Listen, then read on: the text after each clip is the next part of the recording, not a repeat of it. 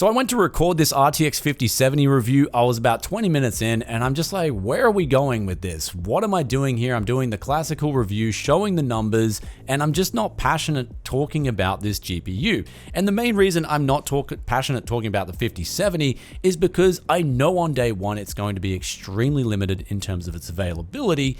And then at $549, is it even going to come in at that price point? However, that aside, I'm going to talk about in the imaginary universe in today's review, if we got this at $549 and why, if it does come in at $549 in the next few months, if you see it on the shelves at these prices, you'd definitely want to get one if you're thinking about getting a graphics card around this price level. And that's actually got to do with a whole different topic, and mainly with the AI and machine learning customers eating up all the silicon that's meant for the gamers, or traditionally would be reserved for gamers. It's just getting all bought out. And now Nvidia, AMD, and Intel pretty much have no say in this regard. They have to keep servicing that market. And the answers, again, it's a different topic for a different day, and I can definitely make that happen for you guys in a separate video if you'd like to see that, because from my research there, it's actually pretty in-depth and it does get a bit scary. But the bottom line is there is going to be, at least for the next few months, and from what I hear, the rest of this year, very limited supply for GPUs. Now, AMD with their RX 9070 XT launch in tomorrow's review, we'll talk about this yet again. They've held that launch back, so they're going to have more day one availability for that GPU, and the fact that their customers are probably not demanding as much from the business-to-business side as Nvidia's customers, and so that's actually going to be a good thing for gamers in that there'll be more availability. Though, as this new information comes to light, I do research it more and I will update you guys more. Let's get on though to this supposed $549 price point with the RTX 5070, where the first graph we'll actually pull up for you guys is the value, the rasterization numbers here over the 4070 Super. Now, the 4070 Super is coming in, traditionally it was coming in at $599 USD, and it was a pretty decent card that gave good uplift over the 4070 before it, and this led the 4070 Super to be considered a decent value upgrade in the realm. Now, this card does add value on top of that if it's coming in at $549, and the performance uplift, as you can see there overall, is not so great over the previous generation card, especially for a generation on generation uplift. We're not seeing a huge increase. In fact, we'll go through the games here very quickly one by one, 1440p and 4K numbers so you can see for yourself, starting with Blackmyth at high settings, 1440p, not such a big increase in performance, and then also we got 4K moving on to a 12% uplift in performance, and this is the biggest difference, mainly especially between these two cards with Blackwell versus Ada Lovelace, and that is those memory speeds have been increased greatly due to the GDDR7 versus the GDDR6X. Now, Marvel Rivals, we have the 1440p uplift at 1440p high settings of 4%. Then moving on to 4K, we got a 10% uplift there in performance over that 4070 Super. Fortnite, we do see a 19% uplift in performance at 1440p, and then at 4K, a 17% uplift in performance. Moving on to Riftbreaker, it is a situation of being a 16% uplift at 1440p, and then onto 4K, we're seeing a 17% uplift in performance. Going on to Cyberpunk 2077, this is definitely the biggest uplift in today's numbers here. Looking at 1440p, an uplift of 24%, then at 4K, a 29% uplift. And then on to Warhammer 40k Space Marine 2, 12% uplift at both 1440p and 4K, and then onto Dragonage the Veilguard, 7% at 1440p, then 4K 12%, and then onto Final Fantasy 16, a 10% uplift in performance, both at 1440p and 4K. So raw rasterization numbers, definitely not the usual generation on generational increase that we're used to seeing. And again, pulling up that value chart, you can see that this card is actually not really a shining star at all in the 5000 series launch. In fact, the 5070 Ti at around its $750 price point is looking like that's the best value add in the series thus far, especially for gamers.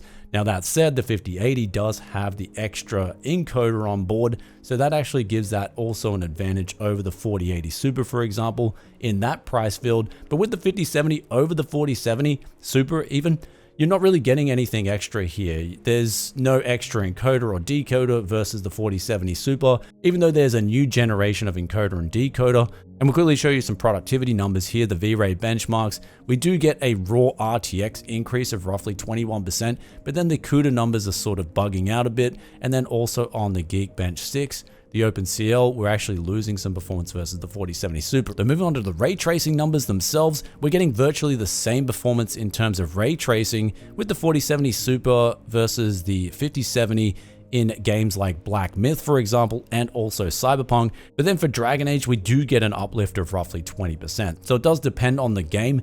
And here's where if we look at the ray tracing value, just based off those 3 games, we do yet again get an uplift in value, mainly because we've got a $50 price drop from $599 to $549, though this is again on paper, and we'll get onto this very soon. Let's talk about DLSS 3 and 4 quickly, where DLSS 4, especially the multi-frame generation portion, this is exclusive to the RTX 5000 series. It does give the addition of adding in either an extra 2 or 3 frames versus DLSS's 3, which was an extra 1 frame in between the CPU to GPU data processed frames. And so what this can do is help essentially smooth out games to give a better feel, especially if you're on a high refresh rate monitor. Though one thing to keep in mind here is I do prefer to have a base frame rate of at least around 60 FPS for this to feel good. In terms of Cyberpunk, me using this, I would definitely want over around 60 FPS. Anything lower than say 30 FPS, you do start to notice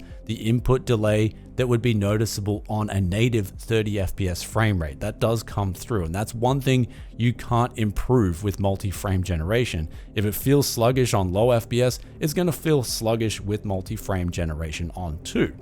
Now that said, if we go back to the CES presentation of the $549 5070 equaling 4090 performance, this is exactly what Nvidia was referring to, putting in an additional 2 AI generated frames to then top the charts of the 4090 numbers. However, the biggest problem here is that it is misleading at best. And this is simply because multi-frame generation isn't supported in every game. It's actually far from it. And a lot of the times you've got to manually turn the multi-frame generation on in the Nvidia app, which is an optional install on its own.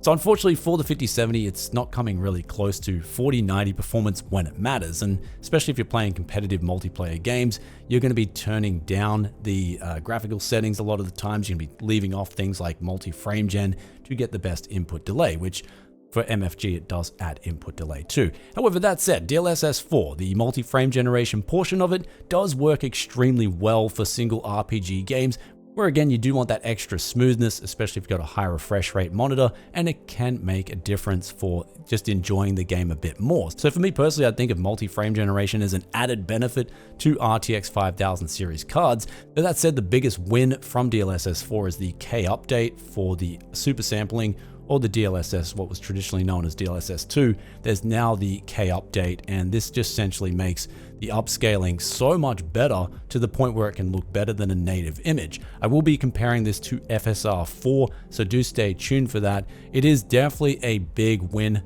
for previous RTX users who already have a card like an RTX 4000, 3000, or even now the 2000 series on the used market coming in at such a good price.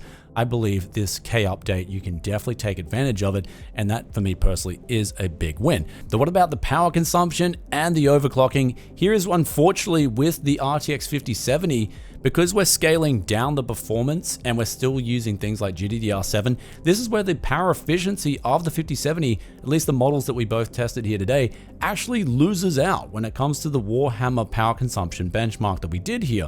So the efficiency actually itself drops down a few percentage points, and this is because we've got a higher power number there to about 252 watts versus the lower power draw number of the 4070 Super. And although the 4070 Super does get lower FPS, 49 versus 55, it's ultimately that power increase of roughly 13% versus the 12% uptick in performance that makes it so that it's actually less efficient than the 4070 Super, at least out of the box. Then now it's time to move on to undervolting and overclocking, and here's where the RTX 5070 does perform extremely well in terms of different levels that you may wish to use. So I've got 3 different levels locked in here for undervolting, the 2.7 gigahertz level, and then also the 2.5 and the 2.3 gigahertz. And I've also included in this graph now the overclocking results, where for the 5070, the overclocking, it does go quite high in terms of its megahertz boost. I got roughly a plus 400 on this model, as well as the memory going over 1000. And this gave us roughly a 10% increase in performance in Warhammer. However, the power consumption did increase in this aspect,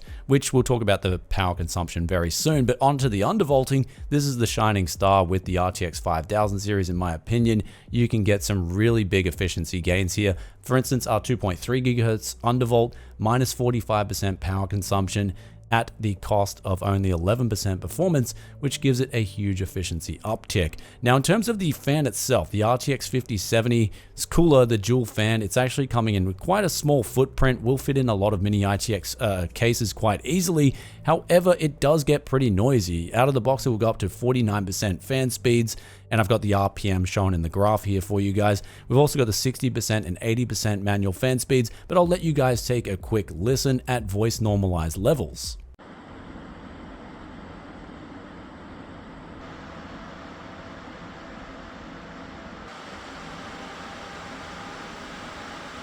Now for the power connector, this model uses the 12 volt high power connector. However, being a lower power model, you shouldn't really have any problems or any worries or concerns there versus say the RTX 5090. Now also there is no LEDs on the Founders Edition with the 5070, unlike say the 5080 or the 5090, which does have an LED on the RTX logo as well as the middle of the card. And with all that out of the way, it's time for me to talk to you guys now about ultimately the value breakdown of the 5070 and who is it for and who is it not for. Now, in a classical world of, hey, there is a great amount of supply out there, or there is going to be these cards in stock, it would be a much different talking point than it is going to be in this review today. Basically at $549, if it's coming into this price point, you can see with the value chart here, the performance itself, the performance over the previous model, the 4070 Super, is really nothing special. So looking at the performance numbers themselves, if you bought a 4070 Super when it first launched, you're actually probably sitting there back on your chair right now, drinking your cup of tea or whatever, just thinking, I made a great choice. And that would be true because the performance uplift isn't that great. But if you're looking at the value, that $50 drop, on paper, it does give it a little bit extra of an oomph in terms of its value. Good thing to see, but also, again, generation over generation, nothing special. But here's where we've got this undersupply right now for gamers, being outpriced by the AI bros who are just buying up everything that they can right now, and a lot of that is funded. Man, we got to talk about this in another video. It really is a nuanced topic because once you learn the whole 4D chess of what's going on, it's actually quite sad. And it's one thing to get angry at Nvidia, it's another thing to get angry at Nvidia once you learn new information. And so if you guys came here to see me get angry at Nvidia and just rant at them, I'm not going to be doing that, especially not at the people that I've known to be there at Nvidia for decades and actually doing things that they love doing for gamers. Because what we've got now, to sum it up quickly, is a publicly traded company that is now a victim of their own success, in that even if they wanted to get gamers more silicon, they actually can't. And that's where the nuances come in. I know it's a bit of a weird thing to say in a gaming graphics card review, but that's the reality of it, or at least from my research, what I believe the reality of the situation is. And again, I will go into another video talking about all this if you guys want me to. But what we've got right here is basically a shortage of silicon there for gamers, and this is going to leave it so that when there's all these gamers wanting to buy graphics cards, even at $549 or so, it's going to make it so that prices will naturally go up, with people in the pipeline knowing that they can charge more for these cards and ultimately getting that because there is just a sheer amount of over demand versus what's actually out there. And so knowing that, you can say, well, at $549, if you want to get one of these GPUs in the current environment, I would recommend doing that. And I'd recommend doing that pretty quickly. And also with AMD's RX 9070 XT, it's going to be a pretty similar recommendation, where ultimately in the next few months, once the RX 9070 XT sells out, it's going to be a very similar scenario where there's going to be no stock of those cards either on the shelves. So basically going via what I've seen out there on the shelves in both in Tokyo and now in Australia, we are in different times, unfortunately, yet again. And it makes it so that there is an over demand for this card or cards like these from gamers. And so the true value, say versus 2019 GPU standards, makes it so that in 2019, if I had those same standards where GPUs were much more available and there was no disruptions in supply and whatnot, it would make it so that this would be a very mediocre uplift at best. In fact, I wouldn't be impressed with it at all. But going by what I know right now in 2025, if it's $549 MSRP or it's coming around that price and you need a GPU and you want a GPU for gaming, just go out and buy it, because that's going to be the reality for the next 6 months or the next few months at best. And actually an example of this was that we're on a live stream recently. I was doing a live stream talking about the price announcement from AMD, and I was just looking at GPU supply while we were on that live stream, and we saw an RTX 5070 Ti, the Ventus OC model. It was in stock at $830, and I was telling people this is going to sell out pretty much instantly. You'd want to get that if you're looking for a GPU around that price point. And sure enough, it's not just sold out, the prices have then gone up another $60 on top of that $830 price point. Anyhow, guys, hope you enjoyed today's review. If you did, then be sure to hit that like button. And also, yeah, we'll talk about it a bit more in some other videos. But as it stands for the time being, the value and the generation on generation increase, mediocre at best. But my recommendation, that being said, if you can see it at 549 and you're looking for a GPU, then definitely snag one up. And that's the sad situation of what is actually going on in the market right now. Hope you enjoyed this one. And if you have any questions about the 5070, anything you need to know, let me know in the comment section below and I'll get back to you as soon as I can. With that aside, I'll catch you on another tech video very soon. Peace out for now. Bye.